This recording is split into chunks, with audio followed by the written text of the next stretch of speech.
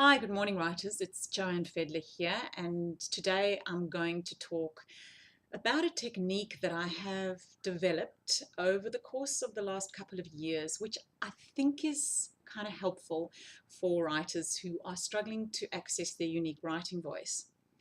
It's not a difficult technique, and it relies on 4 different stages, and you can use it for a small piece of writing, or you can actually extend it over a longer piece of writing.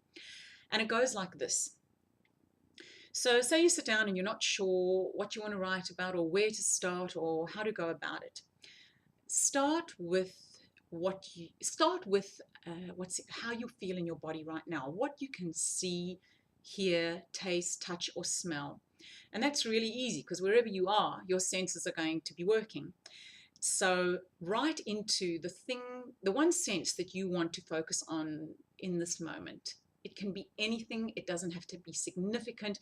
Just work deeply into that one particular sense. Describe what you can see, smell, taste, touch, or hear in as much detail as you can. Really, really go into it for a good couple of minutes and write it as richly as you can. Try and really get as much juice out of it as you can.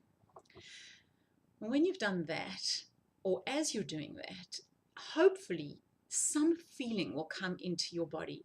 It will evoke some kind of emotion in you, as our senses often do.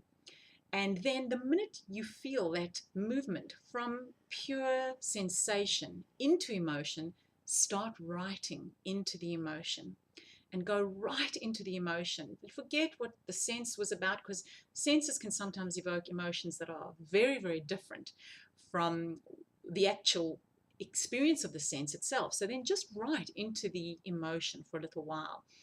And this will very often, most often, lead us into a memory, or actually the senses might actually evoke a memory first, because memory and emotion are mottled in this way.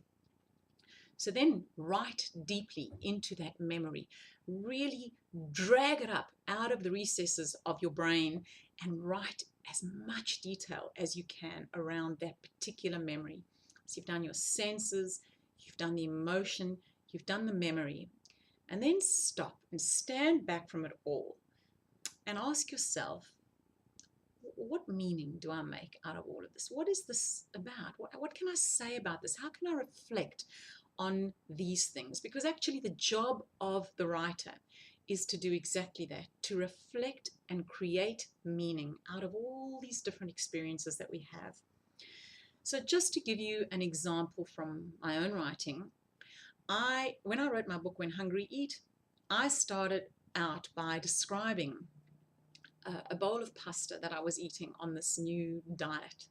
And in this bowl of pasta, there were exactly 14 spirals of pasta in it. And I describe exactly how they were situated in the bowl and the few little bits and pieces that I threw over the top, a few bits of rocket and an asparagus and a little bit of salt and pepper. And I describe it in as much detail as I can. I really created a visual picture for the reader of this tiny little bowl of pasta. Then, of course, the emotion that it evokes in me is this feeling of incredible scarcity and of not having enough and of things being taken away from me and not having a full plate and feeling very deprived and a feeling of hunger.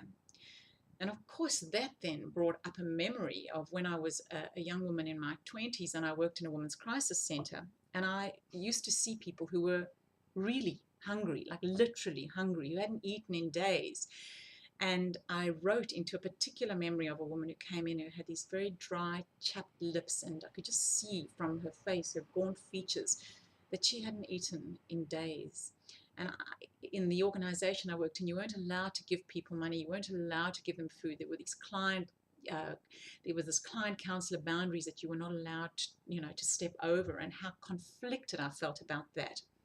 So I wrote about that, and then I stepped back from it all, and it became a deep inquiry about what is hunger and what are we all hungry for. And I used that as the basis of an entire book. It was an inquiry that I was able to stretch out over the period of a whole book. But of course, you can use this in a small piece of writing, and you can use it in an article and in anything you're writing about. So give it a go. It's the sense, emotion, memory, step back, make meaning. And this often will lead us into our unique writing voice because all of those things are very particular to who we are. Have a go at it, and I would love to hear back about how that goes for you. So flick me an email if you get a chance, if you've had any good experiences with it or even bad experiences with it. And my email is joanne@joannefedler.com, and I would really love to hear how that goes for you. And I'll see you again soon.